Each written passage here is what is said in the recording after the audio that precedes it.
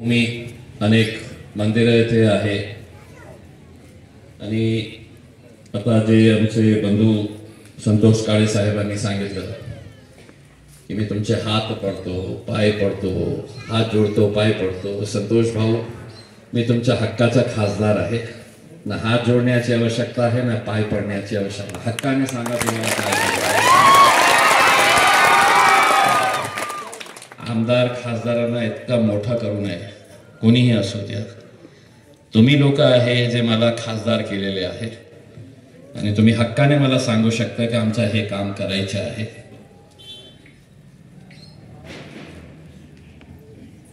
शिव गांव के अंदर इतने सारे मंदिरें और संतों की भूमि है. यहाँ पर 18 पगड़ जाति के सभी लोग इतने सालों से एक साथ मिलकर, इससे बढ़कर और क्या खूबसूरती की बात हो सकती है इस मुल्क के अंदर कि इतनी भव्य मंदिर यहाँ पर है. तो उसी के पीछे एक बहुत ही अच्छी मस्जिद भी यहाँ पर है. ये हमारे देश, यही हमें ऐसा देश चाहिए. लेकिन बड़े दुर्भाग्य के साथ कहना पड़ता है, जब इलेक्शन आते हैं तो मंदिर को अलग किया जाता है, मस्जिद को अलग किया जाता है, मंदिरों को हिंदुओं के हवाले, मस्जिदों को मुसलमानों के हवाले किया जाता है. जाति धर्म में, मजहब में दीवारें खड़ी की जाती है. किसी को मराठा बनाया जाता है, किसी को धनगर, किसी को मुसलमान, तो किसी को दलित बनाया जाता है. जबकि हकीकत यह है कि चुनाव जब आते हैं तो चुनाव मुद्दों के ऊपर लड़ना चाहिए. और मुद्दे क्या होने चाहिए? तो मुद्दे बेरोजगारी का होना चाहिए, मुद्दे किसानों के होना चाहिए, किसानों की आत्महत्या का मुद्दा होना चाहिए, किसानों की फसल को कैसी अच्छी कीमत मिल सकती है उसके ऊपर होनी चाहिए. हमारा शिक्षण विभाग जो है उसको कैसा बेहतर बना सकते हैं, हमारी आरोग्य सेवा को हम कैसे बेहतर बना सकते हैं, इन मुद्दों के ऊपर चुनाव होना चाहिए. लेकिन पिछले 20-25 सालों से आप जानते हैं, मैं देश के बारे में तो नहीं कहूंगा, मैं अपने जिले के बारे में कहता हूं. चुनाव आया कि फिर मुझे मुसलमान कर दिया जाता है. चुनाव आया कि फिर मुद्दा क्या रहता है? पानी का मुद्दा नहीं रहता है, किसान का मुद्दा नहीं रहता है. मुद्दा क्या रहता है कि तुम्हारा खान पाहिजे का बान पाहिजे. 5 साल इन मुद्दों के ऊपर हम जिंदा नहीं रह सकते हैं. लोकसभा वो जगह है कि जहां पर देश के कानून तय किए जाते हैं कि आने वाले वक्त के अंदर हम हमारी बच्चियों को अगर पढ़ाना है तो उनके लिए हम कौन सी स्कीम्स ला सकते हैं ताकि वो स्कूल जाए, कॉलेज जाए, पढ़े. बेरोजगारी को दूर करने के लिए हम क्या कर सकते हैं, इसके ऊपर चर्चा होती है. हम हमारी महिलाओं के लिए क्या कर सकते हैं, हम हमारे बुजुर्गों के लिए क्या कर सकते हैं, इसके ऊपर वहां पर कानून बनाए जाते हैं. लेकिन इलेक्शन का मतलब यह हो गया है कि जिसके पास पैसा है, पैसे का इस्तेमाल करो और लोकसभा में पहुंच जाओ. जिसके बाप दादा कभी राजनीति के अंदर थे, दादा खासदार तो बाप भी खासदार तो बेटा भी खासदार, घराने शाही जो चलते आती है उसके ऊपर पूरी राजनीति. 80% देश के जो खासदार है, 80% जे देशातले जे खासदार आहे, वेगवेगळ्या राज्यातून, वेगवेगळ्या पक्षातून, वेगवेगळ्या जातीतून येणारे जे खासदार आहे, त्यांना बरोबर लिहिता येत नाही, बोलता येत नाही, काय चाललेला त्यांना कळत नाही. मग कोणत्या आधारावर निवडून येतात? सर्वप्रथम जातीच्या आधारावर. माझी जातीचा आहे मग मतदान करायला पाहिजे. मग तो 4थी पास असेल, 6वी पास असेल, 8वी पास असेल, जातीचा आहे, माझी जातीचा आहे, तर कोणीही असू द्या, मतदान आपल्या माणसाला. हेच निकष. मग शिक्षणाची काही गरज नाही. मी खूप लांब जाणार नाही. यावेळी सुद्धा जे खासदारकीसाठी उभे आहे ज्यांची शैक्षणिक पात्रता काय आहे, एक 6वी पास आहे, दुसरा 8वी पास आहे, 2 10वी पास आहे, एक सिंपल ग्रॅज्युएट आहे. मी हे बोलत नाही की मी खूप शिक्षित आहे. मी ट्रिपल पोस्ट ग्रॅज्युएट आहे. MCOM MBA MMC जे मी केलेलं आहे. पण याचा अर्थ हे नाही आहे की मी जगातला सगळा हुशार माणूस आहे. मी आज तुम्हाला हे सांगण्यासाठी आलेलो आहे. मी तुम्हाला मत मागण्यासाठी आलेलो नाही. मी तुम्हाला हे सांगण्यासाठी आलेलो आहे की माझ्यापेक्षा कोणी चांगलं असेल, जे तुमचे मुद्दे लोकसभेमध्ये चांगल्या रीतीने मांडू शकतो, माझ्यापेक्षा जास्त शिकलेला असेल, तर मला मतदान करण्याची आवश्यकता नाही आहे. त्याला मतदान करा. पण फक्त जातीचा, धर्माचा, मजहब, मेरे मजहब का है, मेरा है, माझ्या जातीचा आहे, त्याला मतदान काही कामाचं नाही. 80% खासदार फक्त बसायला येतात तिथे. 80%. सगळ्यात जास्त शिकलेले कुठलेच खासदार, तर जे साऊथचे, केरळ असू द्या, तामिळनाडू असू द्या, खूप शिकलेले खासदार. आमच्यापैकी महाराष्ट्रामध्ये पण 48 खासदार आहे. बोलणारे किती? तुम्ही ऐकत असेल, पक्ष कोणताही असू द्या, पण अमोल कोल्हे राष्ट्रवादीतला आहे, पण चांगला बोलतो, चांगले मुद्दे उपस्थित करतो. मग दुसरं सुप्रिया सुळे, पक्ष कोणताही असू द्या, चांगलं बोलते. मग नौटंकी करणारेही खासदार आहे. फक्त नाटक आणि नौटंकी करणारे नवनीत राणा सारखे पण आहे.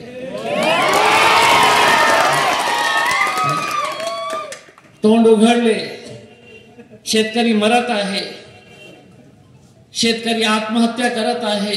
मोदी जी, आप कितना अच्छा काम कर रहे हैं देश के लिए, घंटा कर रहे हैं आप देश को सिर्फ तोड़ने का काम कर रहे हैं. आप देश के अंदर जाति, धर्म और मजहब के अंदर दीवारें खड़े करने का काम कर रहे हैं. आपकी प्राथमिकता क्या होनी चाहिए?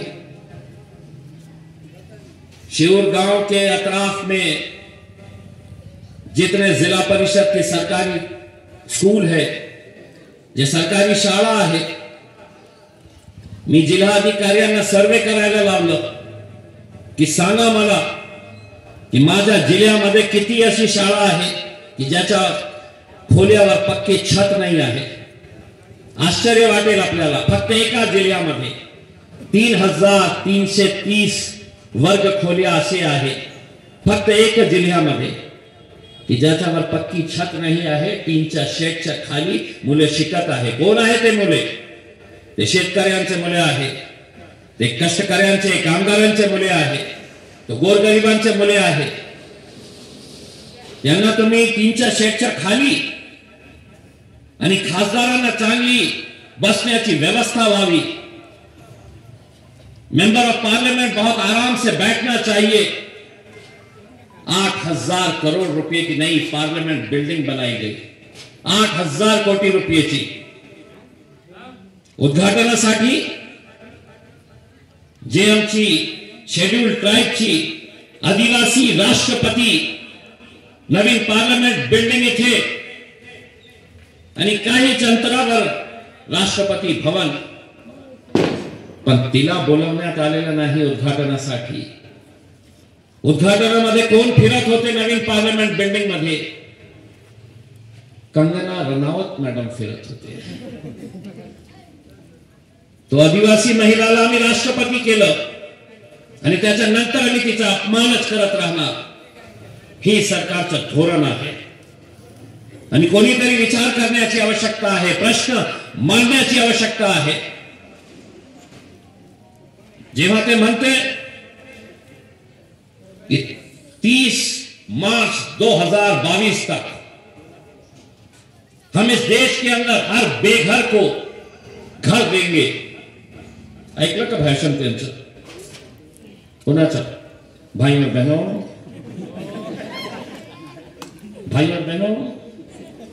30 मार्च 2022 तक इस देश में हर बेघर को पक्का घर दिया जाएगा। और सिर्फ घर ही नहीं, घर में नल, नल में जल मिळाला। 2022 मार्च पंतप्रधानांनी आपल्या भाषणामध्ये सांगितलं, देशभरामध्ये कोट्यवधी खर्च करून मोठे मोठे होर्डिंग्स लावले, न्यूजपेपर मध्ये पूर्ण पानाचे ऍडव्हर्टाइजमेंट दिले की हर देशामध्ये एकही बेघर राहणार नाही। एकटा माझ्या जिल्ह्याच्या शहरामधल्या 85,000 लोकांनी, गोरगरीब लोकांनी ते फॉर्म भरले 2017 मध्ये। 2017 मध्ये गोरगरीब लोकांना स्वप्न दाखवण्यात आला की तुम्हाला पक्का घर मिळणार आहे। 85,000 लोक आवेदन केले, सगळं पेपर सबमिट केलं। मग जेव्हा एकदा लोकसभेमध्ये भाषण सुरू होतं साहेबांचं, भाई और बहनों, तर इम्तियाज जलील उभे राहतो आणि लोकसभेमध्ये मग प्रधानमंत्रीला विचारतो कि आप सिर्फ गरीबों को सपना दिखा रहे हैं और अगर आपने घर बनाए हैं तो मैं आपको चैलेंज कर रहा हूं, मेरे औरंगाबाद शहर के अंदर एक घर बता दीजिएगा, एक जो आपने प्रधानमंत्री आवास योजना के अंदर बनाए हैं, एक घर बता दीजिएगा।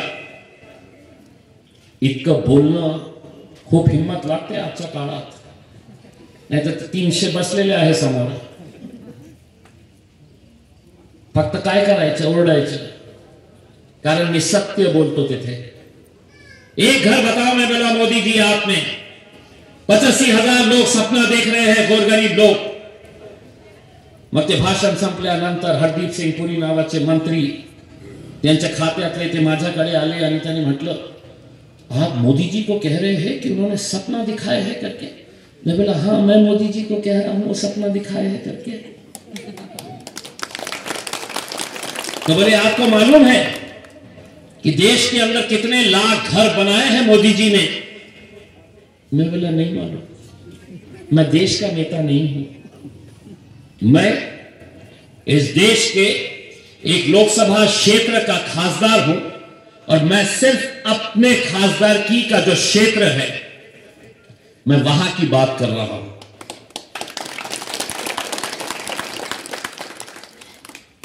तर असे प्रश्न विचारणारे लोक, तुमची जबाबदारी आहे की त्यांना लोकसभेमध्ये पाठवा। नाहीतर काय आहे, मागच्या किती वर्षापासून आम्ही किती मागे पडलेले आहे, त्याचं कारण काय? कौन कौन उमेदवार आहे? आज इलेक्शन मध्ये उभे राहिलेले जे उमेदवार आहे, एकाचा कारोबार काय आहे माहित आहे? क्लब चालवतो साहेब, क्लब पत्र्या जुगाडीचे। खासदार व्हायचं त्यांना, क्लब चालवतो आणि कुठे चालवतो? Aurangabad police commissionerate area milk corner मध्ये तो क्लब चालवत होता। मी नवीन डीसीपी आले, त्यांना म्हटलं बंद करा साहेब, त्यांना बंद करायला लावा। ते आता बंद केलेले आहे, पण त्यांना खासदार व्हायचं आहे। त्यांना असं वाटतं की लोकसभेमध्ये गेल्यानंतर चर्चा बिर्चा तर काही होणार नाही, आपण पत्त्याचा कार्ड घेऊन जाऊ आणि तिथे खेळू, जुगार खेळू तिथे, पैसे लावून।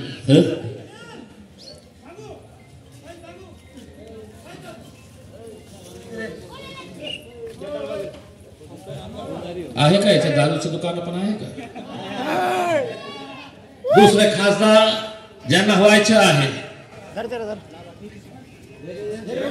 नाही बसा बसा बसा बसा बसा, काय नाही।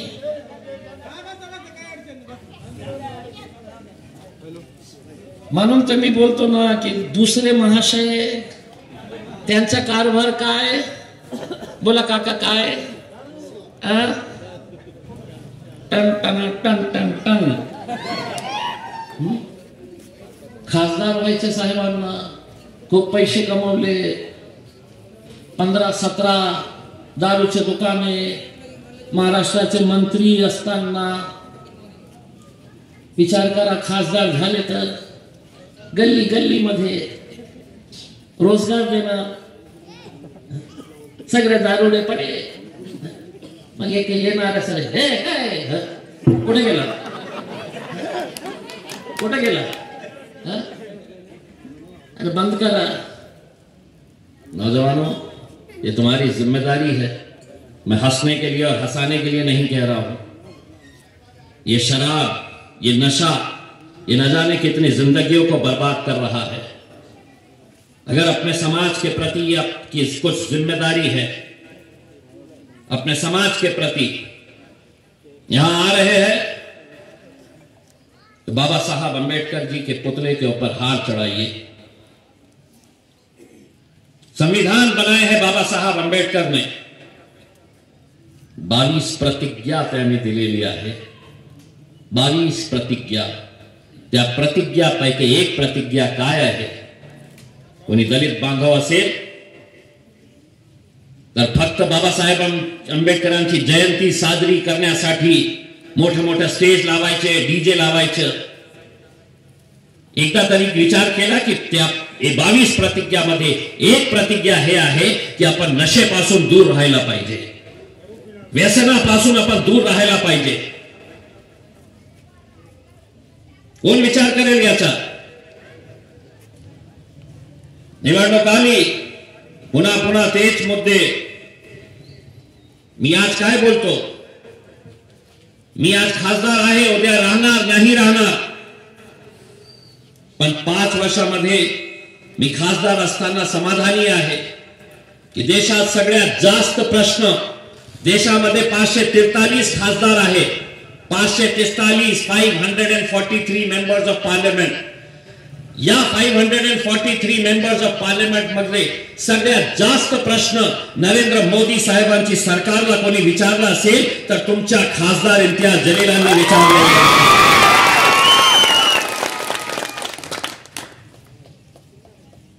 लेकिन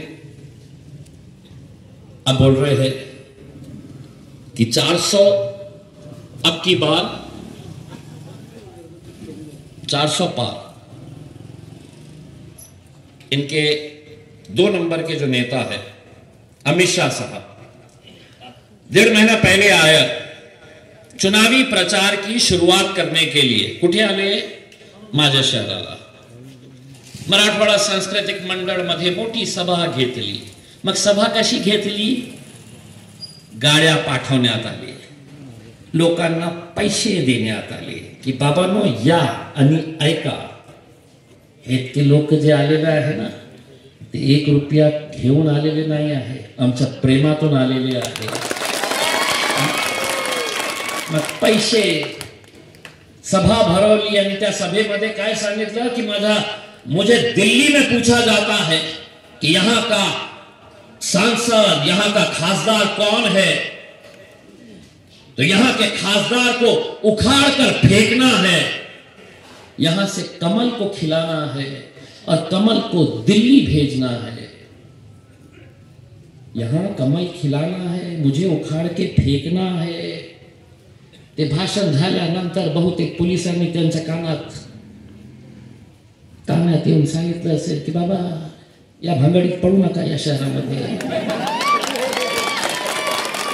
याचा विचारच करू नका। या माणसाला सगळं जाती धर्माचे सगळे लोक मानतात, तो लोकसभामध्ये उभे राहतात, तर मराठ्यांच्या आरक्षणाच्या संदर्भात बोलणारा खासदार म्हणजे इम्तियाज जलील आहे। धनगर समाजाला माझे काळे साहेब, माझे बंधू यांच्या समाजाला मागच्या किती वर्षापासून कशा त्यांना आरक्षणाशी वंचित ठेवलेला आहे, ते मागायला गेले तर काय करायचं? आम्ही कमिटी एस्टॅब्लिश करतो, ते कमिटी स्टडी करेल, ते कमिटी पाठपुरावा करेल। किती वर्ष झाले? 75 वर्ष झाले ते स्टडीज करत राहिले। गेले की आम्ही एक स्टडी कमिटी तयार करतो। खरं आहे का नाही आहे? इतका मोठा समाज आहे, एक खासदार त्यांचे नाही आहे। आमच्यासाठी नाही, यांच्या समाजासाठी लाजवणारी गोष्ट आहे की निवडणूक आली तर गेले मागे कुणाच्या पक्षाचा सगळ्यांना प्रतिनिधित्व मिळायला पाहिजे. हे लोकसभा म्हणजे तिकडे मुस्लिमांचं प्रतिनिधित्व असायला पाहिजे, मराठ्यांचं असायला पाहिजे, धनगरांचं असायला पाहिजे, ख्रिश्चनचं असायला पाहिजे, जैनचं असायला पाहिजे, सिखांचं असायला पाहिजे. नहीं, तुम्ही आम्हाला फक्त मतदान करा. हा, आपका काम क्या है? सिर्फ वोट देते रहना, सिर्फ वोट देते रहना. आपके महल्ले में भी, आपके गलियों में भी आएंगे वोट मांगने के लिए. उनसे एक सवाल करना, क्या वजह है कि 48 लोकसभा की सीटों के अंदर किसी भी पार्टी को एक मुसलमान नजर नहीं आता है कि हम तुमको टिकट दे रहे हैं करके. एक नहीं आ रहा है. क्यों नहीं आ रहा है? क्योंकि हम गुलामी की जिंदगी जी रहे हैं. हमारे नेताओं के अंदर तलवे चाटने की आदत हो गई है, गुलामगिरी करने की आदत हो गई है. उन्हें लगता है कि मेरा नेता अगर कोई होगा तो राहुल गांधी होगा, मेरा नेता शरद पवार होगा, मेरा नेता उद्धव ठाकरे होगा, मेरा नेता एकनाथ शिंदे या देवेंद्र फडणवीस होगा. तलवे चाटकर अपनी दुकानें चलाते रहे. इतने सालों तक हमने क्या काम किए? तो जब शादी होती है ना तो दूल्हे राजा कहां बैठते हैं? घोड़ी पर. और हम क्या करते हैं? वो घोड़ी के सामने बाराती बनकर पिछले 75 साल हम नाचने का काम करते आए हैं. अब हमने उनको एक पैगाम दिया है, बहुत साल तुमने हमें नचाया है, इतने साल तक तुम दूल्हे बनकर घोड़ी पर बैठते थे, अब वक्त आया है कि हम भी दूल्हे बनेंगे और घोड़ी के ऊपर भी हम ही चढ़ने वाले हैं. और तुम्हें क्या कराएंगे? ताता थैया ठुमके लगवाएंगे हम तुम्हें.